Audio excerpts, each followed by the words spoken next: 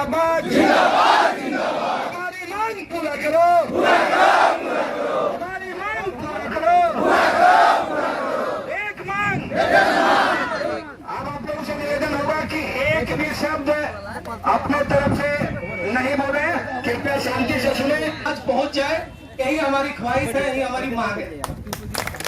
Sir, माननीय विधायक हमारे बीच उपस्थित है और विधायक जी के भी मन में लग रहा होगा कि एकाएक हमारे दरवाजे पर इतनी भीड़ क्यों इकट्ठा हो गई। आज आपके दरवाजे पर यह भीड़ इकट्ठा करना हमारी मजबूरी है, क्योंकि पदाधिकारी और अधिकारीगण हमारे टेट पास सहायक अध्यापकों के साथ इस तरह से छल करते आ रहे पिछले 1.5 सालों से। उन सारी बिंदुओं को विधिवत तरीके से आपके बीच हम लोग बताने के लिए आए हैं। आपको सर एक थोड़ी सी छोटी सी वाकया आपको बताएंगे, थोड़ी सी लंबी होगी, लेकिन हमारे साथ जो ज्यादती हुई है, पहले पूर्व की सरकार जो बनी, रघुवर दास की जब सरकार, उसमें नीरा यादव शिक्षा मंत्री बने, प्रथम उच्च स्तरीय कमेटी बनी। प्रथम उच्च स्तरीय कमेटी ने टेट पास को सीधे सहायक शिक्षक बनाने का अनुशंसा किया। टेट पास सहायक अध्यापक हम लोग उस समय भी सहायक शिक्षक बनने से रह गए और वो अनुशंसा मात्र अनुशंसा ही रह गई। आगे बढ़ करके फिर उनके सरकार में एक और उच्च स्तरीय कमेटी बनी।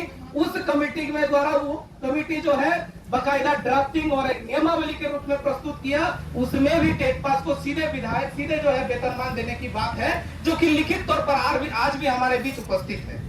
आगे चल करके सरकार बदलती है, उसमें पारा शिक्षक जो है अपना तन मन धन झारखंड मुक्ति मोर्चा को जिताने के लिए अपना तन मन धन लगा देती है। जिस समय भाजपा की सरकार चल रही थी, उस समय झारखंड मुक्ति मोर्चा के प्रवक्ता उतने प्रखर नहीं थे जितने पारा शिक्षक प्रखर थे। पारा शिक्षक बीजेपी के तमाम उन नीतियों का विरोध कर रहे थे और कहीं न कहीं खुले मन से जेएमएम का सपोर्ट कर रहे थे, क्योंकि पक्ष की सरकार को जितना हम विरोध करेंगे, विपक्ष की भूमिका उतने ही वहां महत्वपूर्ण होती जाएगी। यही सोचकर हमने माननीय हेमंत सोरेन जी को अपना दामन थामा कि नहीं, माननीय हेमंत सोरेन जी आएंगे। उनको 15 महीना का एक कार्यकाल मिला था और उस छोटी सी कार्यकाल में हमें जो है बहुत सारी व्यवस्थाएं उन्होंने करके दिया था। हमें लगा कि ये सरकार जो वादा की है वो पूरा करेगी। हमारे दिवंगत शिक्षा मंत्री माननीय जगन्नाथ जी शिक्षा मंत्री बने और उनके कार्यकाल में भी जो है पहली बैठक आयोजित हुई 5 फरवरी 2020 को। 5 फरवरी 2020 को पहली बैठक आयोजित होती है और उस बैठक में भी टेट पास को सीधे वेतनमान देने की अनुशंसा कर दी जाती है और सिर्फ जीच रहता है प्रशिक्षित शिक्षकों के लिए। आज तक जब भी बैठकें हुई, जब भी उच्च स्तरीय कमेटी की बैठकें हुई, जब भी उच्च स्तरीय कमेटी की बैठक आयोजित हुई, टेट पास को सीधे वेतनमान देने की बात थी। 9 जून 2000 ये कार्रवाई आगे बढ़ती है। 9 जून 2020 को एक बहुत बड़ी उच्च स्तरीय ऐतिहासिक बैठक हुई, जो करीबन रात 11:30 बजे तक चला। उस बैठक के बकायदा मिनट्स है हमारे पास, उसकी कार्यवाही अंकित है, जिसमें स्पष्ट रूप से लिखा गया है कि पारा शिक्षक के तरफ से यह प्रस्ताव आया और अधिकारीगण ने यह मंतव्य दिया और मंतव्य में लिखा हुआ है कि टेट पास को सीधे वेतनमान दिया जाएगा और प्रशिक्षित शिक्षकों के लिए जो है महाधिवक्ता का परामर्श लिया जाएगा। विभाग ने 9 जून 2020 की घटना को अंकित करते हुए महाधिवक्ता से परामर्श लिया। महाधिवक्ता का परामर्श स्पष्ट रूप से अंकित है कि पारा टीचर्स, ट्रेंड पारा teachers who are qualified TET are given to the pay scale, government establishment pay scale। जो पारा शिक्षक प्रशिक्षित के साथ साथ टेट है, शिक्षक पात्रता परीक्षा उत्तीर्ण है, उनको गवर्नमेंट इस्टेब्लिशमेंट पे स्केल मिलना चाहिए। ये हमारे झारखंड के विद्वान महाधिवक्ता का परामर्श है। दुर्भाग्य है हमारा कि वो परामर्श, सरकार परामर्श लेती है। माननीय विधायक जी को भी ये संज्ञान में है कि महाधिवक्ता का परामर्श तभी लिया जाता है कि इस काम को सरकार को करने में कोई विधिक अड़चन तो नहीं है। और जब विभाग ने महाधिवक्ता का परामर्श ले लिया और विभाग को पता चल गया कि अगर टेट पास को वेतनमान दिया जाता है तो इसमें कोई विधिक अड़चन नहीं है, फिर भी हम वेतनमान से वंचित रह गए। महाधिवक्ता के परामर्श के आधार पर 7 अगस्त 2021 को एक ड्राफ्ट आती है। सर, आपके बीच अभी प्रस्तुत करेंगे सारे कागजात। 7 अगस्त 2021 को एक ड्राफ्ट आती है, 6 पेज का वो ड्राफ्ट है, जिसमें भले वेतनमान पूर्ण नहीं नहीं है, लेकिन वेतनमान समतुल्य मानदेय है जिसमें जिक्र किया है वो विधि विभाग से भी पारित है और वित्त विभाग से भी जो है अनुशंसित है कि टेट पास पारा शिक्षकों को सीधे वेतनमान समतुल्य मानदेय दिया जाएगा 7th पे रिवीजन पर, और वो भी उसमें डीए भी अंकित है, एचआरए भी अंकित है। आपको जान करके हैरान होगा कि इतनी सारी कागजात हमारे पक्ष में होने के बावजूद भी आज हम लोग टेट पास सड़क पर है और वेतनमान से महरूम है। आगे बढ़ते हैं। हम लोग बड़े भाई का रोल अदा किए कि हमारे साथ साथ अगर प्रशिक्षित शिक्षकों को भी मिल जाता है, भाइयों को भी मिल जाता है तो कोई दिक्कत नहीं है। तब तक हम अपना दिल थाम करके बैठे कि चलिए आगे बढ़ते हैं, बिहार नियमावली पे चलते हैं, सारे लोगों को मिल जाएगा। यही माननीय मंत्री जी उस समय बोले कि चलो बिहार चला जाए, टेट पास के लिए तो गारंटी है ही है, सबों के लिए वेतनमान की व्यवस्था करने के लिए आगे बढ़ते हैं। हम लोग बड़े भाई का रोल अदा किए, आगे बढ़े। 18 अगस्त 2021 को बिहार नियमावली, बिहार की पंचायत और प्रखंड स्तरीय नियमावली की कॉपी की ड्राफ्टिंग कमेटी बनी, 4 सदस्यीय ड्राफ्टिंग कमेटी, जिसकी भी कॉपी आपके समक्ष हम लोग प्रस्तुत करेंगे। और ड्राफ्टिंग कमेटी ने जो ड्राफ्ट किया वो ड्राफ्ट सभी लोगों को मालूम चल गया कि टेट पास को सीधे 2400 और 2800 वेतनमान देने की अनुशंसा ड्राफ्टिंग कमेटी ने कर दी और वो ड्राफ्ट में हमारे बीच मौजूद है। माननीय विधायक जी, इन सारी बातों को देखते हुए भी अभी तक हम लोग वेतनमान से वंचित है। आप ही कहिए कि आज जो हम लोग हुजूम आपके बीच प्रस्तुत किए हैं क्या गलत कर रहे हैं, हमारे साथ ज्यादती हो रही है। आप 11 दिसंबर 2021 को जो ड्राफ्ट बनी थी, ड्राफ्टिंग कमेटी की जो ड्राफ्ट थी, वो एकाएक बदल जाती है और मानदेय बढ़ोतरी की ड्राफ्ट हमारे बीच प्रस्तुत कर दी जाती है। उस बीच आपके गिरिडीह में भी आप जो है हमारे बीच मध्यस्थता किए, पारा शिक्षक और सरकार के बीच में मध्यस्थता आपके द्वारा हुआ। हम लोग उसको तहे दिल से स्वीकार किया। आपने जो बोला हम लोगों ने स्वीकार किया कि ठीक है, इस बार इसको ले लो, आगे चल करके टेट पास के लिए हम एक बैठक का आयोजन करेंगे और टेट पास के लिए स्पेशल हम कुछ व्यवस्था आपके लिए करेंगे। लेकिन दुख तब होता है जब एक पास 10 साल की नौकरी है, किन्हीं के पास 5 साल की नौकरी है। आप अगर एवरेज देखेंगे तो 9 से 10 साल का एवरेज है। 9 से 10 साल ही हम लोग पेमेंट उठाएंगे, उससे ज्यादा पेमेंट नहीं उठाएंगे। ये व्यवस्था हमारे साथ है। इसको किस तरह से आप बांटिएगा, किस तरह से टेट पास को वेतनमान दिलवाइएगा, ये आपके हाथ में है। क्योंकि झारखंड मुक्ति मोर्चा की सरकार आपके अंदर है, झारखंड मुक्ति मोर्चा की सरकार। क्योंकि हम लोग आपके फेसबुक पेज में आपको फॉलो करते हैं, आपको देखते हैं, वहां देखते हैं कि छोटी छोटी जो सरकार द्वारा जो छोटा छोटा निर्णय लिया जाता है। और हमारे बीच में हमारे लोकप्रिय विधायक बात को रखेंगे और हम उससे पहले 1 सेकेंड हम ये बात कर रखना चाह रहे हैं कि सर, जितने भी शिक्षक हैं जो बहाली हो रही है, इससे पूर्व जो बहाली हुई वो टेट के आधार पर हुआ है और टेट के आधार पर वो 4200 और 4600 ग्रेड पे लोग पा रहे हैं।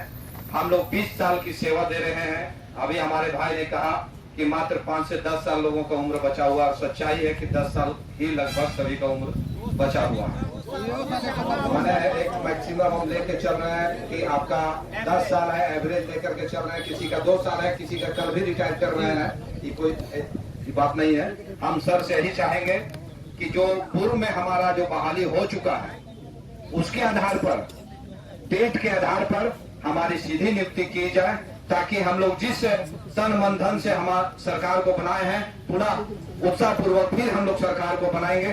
और अब हमारे बीच में हमारे लोकप्रिय विधायक माननीय विधायक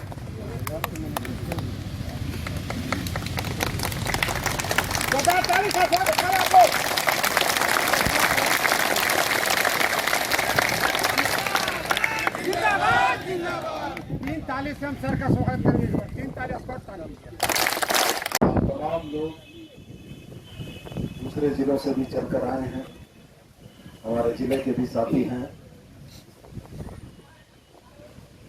मनोज जी 5, 7, 10 साथियों के साथ मेरे पास आए थे एक आध हफ्ते पहले। 25 जून को प्रदेश स्तर के प्रतिनिधिमंडल के मिलने की बात इन्होंने की थी। कुछ व्यक्तिगत परेशानी मेरी चल रही है। मेरे पिताजी की तबीयत खराब है, इसके चलते मैं बहुत समय नहीं दे पा रहा था।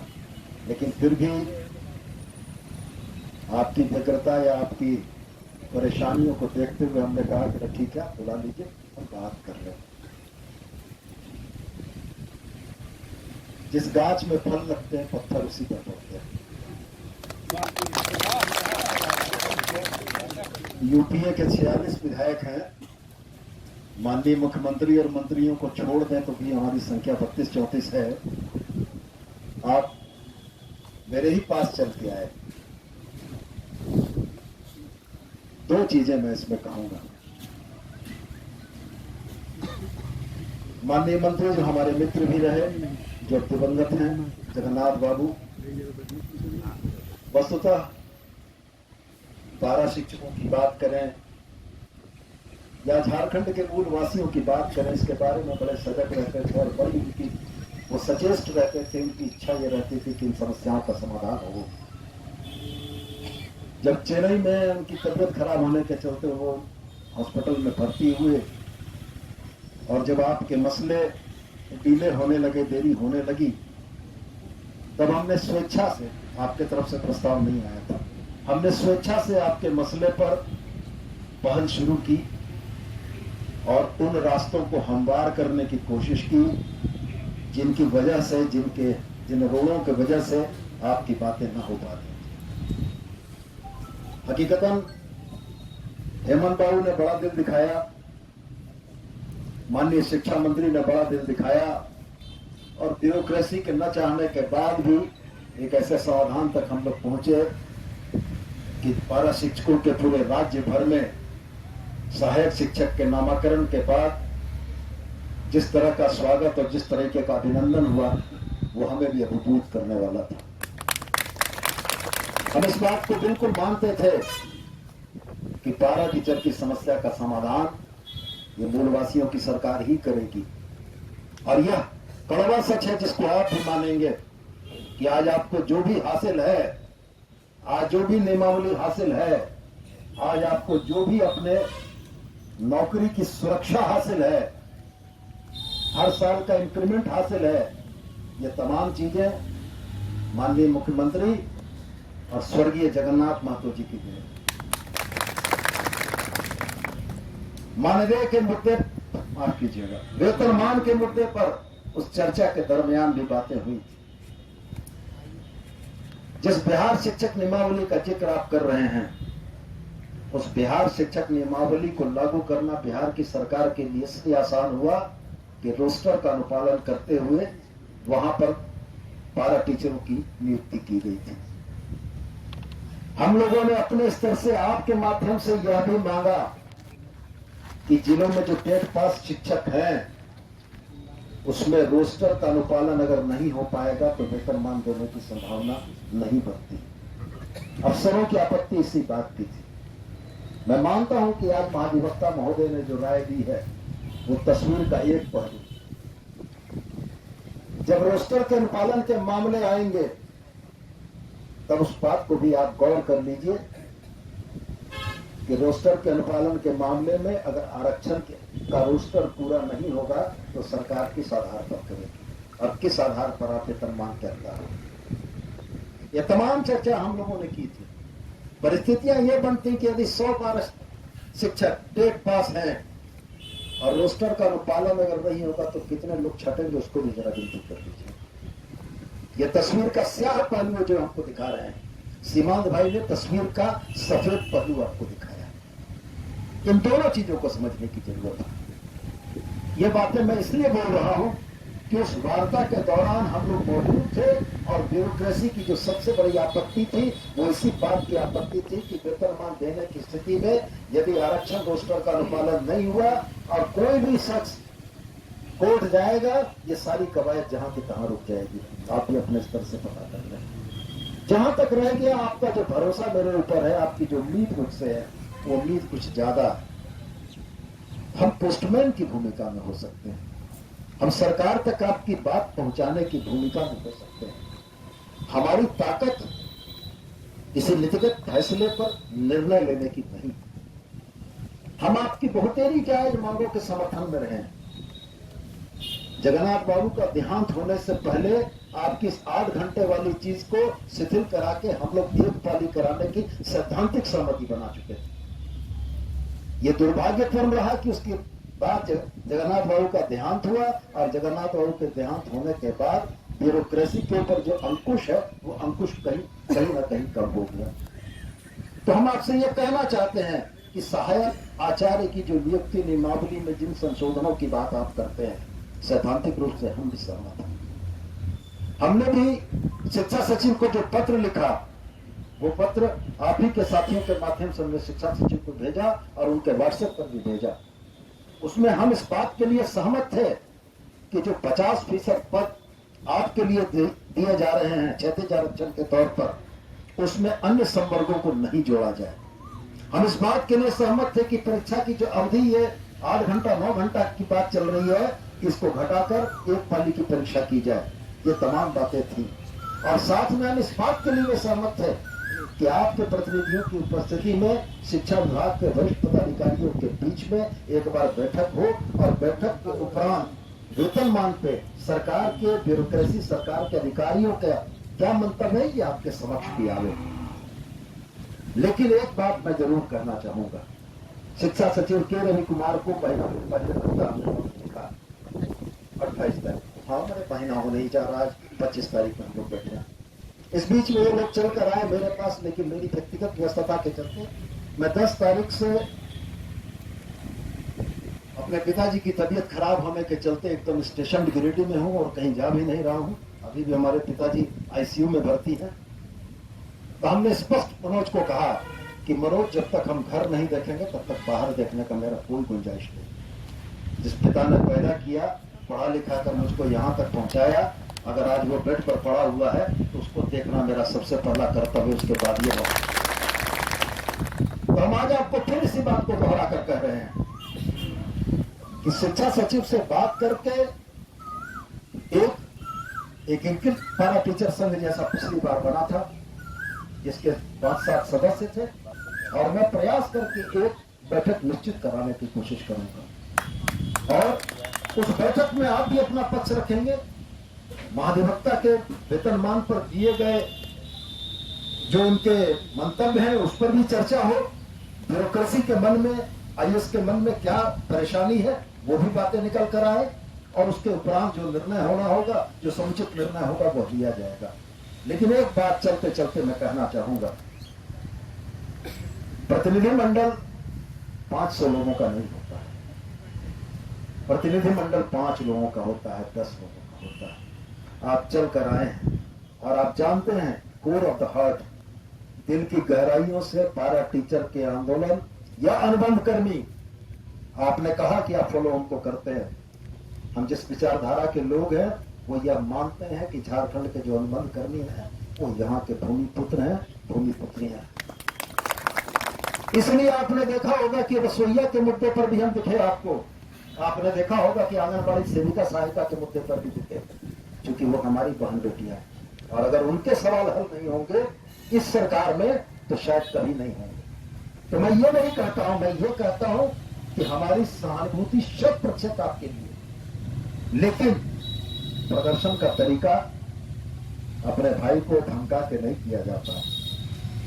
हम ये भी बात आपको कहें, मेरी ऑफिशियल कैपेसिटी नहीं, मैं विधायक जरूर हूं और आपके प्रतिनिधिमंडल से मिलने के लिए मैं तैयार था, लेकिन इतनी बड़ी संख्या में आना मेरे समझ से उचित नहीं। ताकत आप कहां दिखाते हैं जहां लड़ाई की संभावना होती है। ताकत वहां नहीं दिखाने की जरूरत है जहां आपका भाई आपके लिए बैठा हुआ है, खड़ा हुआ है, और जिसने करके दिखाया है। जबानी जमा खर्च नहीं है, पूरी जबान सबने नहीं कहा। हमने जितनी बातें कही ये बातें यथार्थ में है और आपके नजर में है। तो हम आपसे यही आग्रह करेंगे, बहुत दूर से आप लोग चलकर आए, इसकी जरूरत नहीं थी। मैं तो इंतजार इस बात का कर रहा था कि 5-10 लोग आएंगे। और एक बात और बता दूं आपको, फैसले हमेशा 5-10 लोगों के बीच ही होते हैं, मंत्रणाएं हमेशा 5-10 लोगों के बीच में ही होती हैं। अभी जिन कागजातों का जिक्र ये कर रहे हैं वो कागजात हम इनसे ले जरूर लेंगे, लेकिन हम पढ़ नहीं पाएंगे। और पढ़ने के लिए और समझने के लिए और आपसे समझकर उन तर्कों को पदाधिकारियों के सामने कहने के लिए हमको भी मंथन और होमवर्क करना पड़ेगा। और इस होमवर्क के लिए फिर हमको आपके 2-4-5 लोगों को बुलाना होगा, फिर हम उनके साथ 1 घंटे बैठेंगे, आपके तर्कों को समझेंगे, आपकी बातों को समझेंगे, और पूरी तैयारी करके जब हम बैठेंगे मीटिंग में, तब आईएएस को जवाब देने की ताकत मेरी होगी। और हमने हमेशा यही किया है। जिस वार्ता में मेरी उपस्थिति रही है, आपके साथी भी अगर उपस्थित रहे होंगे तो आपने भी देखा होगा कि आपके विषय वस्तु को पूरी तरीके से समझ के जब हमने आईएएस के सामने सवाल किया है, तो आईएएस को भी निरुत्तर होना पड़ा है और बात को मानना पड़ा। तो हम आपको पुनः एक बार इस बात का भरोसा दिलाते हैं कि जो आपकी जायज मांगे हैं, वो जायज या उचित प्लेटफॉर्म तक पहुंचाने की मेरी जवाबदेही है। मैं वो जवाबदेही जरूर से पूर्ण करूंगा, और आपसे पुनः आग्रह करूंगा, इतनी बड़ी संख्या में आने की जरूरत नहीं। 5 लोगों की बात भी मेरे कानों तक उतनी ही महत्वपूर्ण पहुंचेगी, चाहे वो 500 लोगों को भी। और यदि करना है तो 5 लोगों की बात काफी है, नहीं तो 5000 लोग भी कम। यही बात मैं आपसे कहना चाहूंगा। और जब प्रदेश स्तर का आपका प्रतिनिधिमंडल है, प्रदेश स्तर के नेता हैं, चीजों को समझते हैं, वो बेहतर तरीके से हमें समझाएंगे। और चलते चलते एक छोटी बात और बोलेगा, भाई समझ के बोल रहे हैं, बुरा मत मानिएगा। आज इस आंदोलन में कुछ पुराने चेहरे नहीं दिख रहे। संघे शक्ति कलौ युगे, संघ में शक्ति होती। और अगर वो पुराने चेहरे नहीं दिख रहे हैं, तो आप अपनी लड़ाई खुद कमजोर करें। गंभीर मंथन कीजिएगा इस बात को कि जिस बंद मुट्ठी ने आपकी लड़ाई लड़के आपको यह सम्मानजनक मानदेय दिलवाया, जिस बंद मुट्ठी ने ये लड़ाई लड़के आपको सम्मान से जीने का अधिकार दिलवाया, आज आपको वेतन मानदेय बढ़ाने के लिए सड़क पर उतरने की जरूरत नहीं है। सरकार ने वार्षिक वृद्धि का प्रावधान कर दिया। तो मेरा बस भाई की हैसियत से कहना है, आंदोलन अगर कमजोर होगा और झारखंड के बेटे बेटियों की आवाज अगर कमजोर होगी, तो हमको भी अफसोस होगा, हमको भी तकलीफ होगी। तो जरूर से मंथन कीजिएगा कि वो पुराने चेहरे भी आपके साथ नजर आए, तब आपकी बात मजबूत होगी और आपकी बात मजबूती से रखी जाएगी। नहीं तो ये भ्रम की स्थिति, आप सही, वो सही, ये सही, वो गलत, ये अच्छा नहीं। और हम आपकी संगठित शक्ति के बड़े कायल थे कि पूरा राज्य उस वार्ता के कक्ष में एक पैर पर एक आवाज के साथ खड़ा था। और जब हम लोगों ने समझौता किया, तो पूरे राज्य से जयकारे की ध्वनि आई थी, कहीं से विरोध के स्वर नहीं आए थे। तो फिर भी ये आपके विषय हैं। मैंने एक भाई की हैसियत से आपका ध्यान इस ओर आकृष्ट किया। आपके कागजात तो मैं अभी ले लूंगा या नहीं भी लूंगा। 2-4-5 दिन के बाद हम फोन करके बुला के आपके 4-5 साथियों के साथ 1 आध घंटा बैठेंगे और चीजों को समझेंगे। और ईश्वर से प्रार्थना कीजिए कि मेरे पिताजी जल्दी स्वस्थ हो जाए, तो जिससे मेरा और बाकी काम काज हो सके। अभी तो सारा समय गिरिडीह में ही गुजर जाता है, तो और ज्यादा कुछ नहीं करते हुए खाली नीति बनाई जिसमें 10-12 का राइडर डाला कि जो बच्चे झारखंड से 10-12 पास करेंगे वही यहाँ के नौकरियों के होंगे। और वही रमेश हाजदा को खड़ा करके भारतीय जनता पार्टी ने 60-40 नाए चलतो करा दिए। तो भाई कहने का मतलब ये है कि अगर जगन्नाथ बाबू के सपनों के हिसाब से 58,000 बच्चों की नियुक्ति 28,000 के वेतन पर भी हो जाती है ना, तो कम से कम जीवन चलेगा और बेहतर चलेगा। अगर सरकार के पॉकेट में 80,000 टीचर को देने के लिए नहीं है, तो 28,000 रुपया भी जीवन यापन के लिए बढ़ेगा।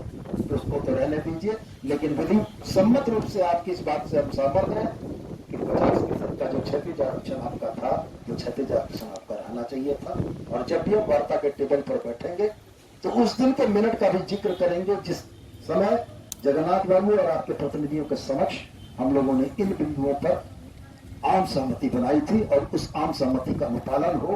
भले जगन्नाथ बाबू आज नहीं है, लेकिन जो सोच कर हो गए, वो जो बोल कर गए, वो बातें पूरी हो, और ये मेरा पूरा प्रयास रहेगा। तो एक बार पुनः इतनी देर से इस धूप में चलकर आप आए, आपकी व्यग्रता आपके चेहरे पर झलकती है, लेकिन ठीक है, मैं पुनः आपको बड़ा स्पष्ट बोलकर जा रहा हूं कि मैं एक पुल का काम करूंगा, मैं एक पोस्टमैन का काम करूंगा।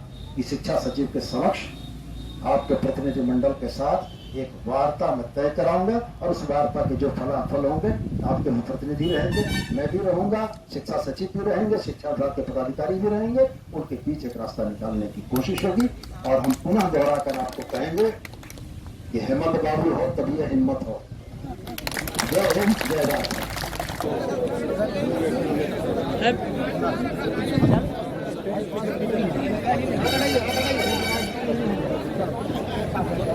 का पढ़ने दीजिए ना सर। उनको कैसे बुला दीजिएगा? नहीं उनका तबीयत खराब है सर, वो हमारे साथ ही है। थोड़ा सा एकजुटता रखिए, जो आप ही के काम में आएगा। नहीं, एकजुटता ही है ये। सरकारें समन्वय बना लिए है सर। और सरकारें फूट डालो राज करो की नीति करती हैं, और हम आपको बोल रहे हैं कि आप एकजुट रहिए, आप नीति मत टूटेगा तो आप कमजोर हो जाएगा। थोड़ा सा हट जाइए, जोर से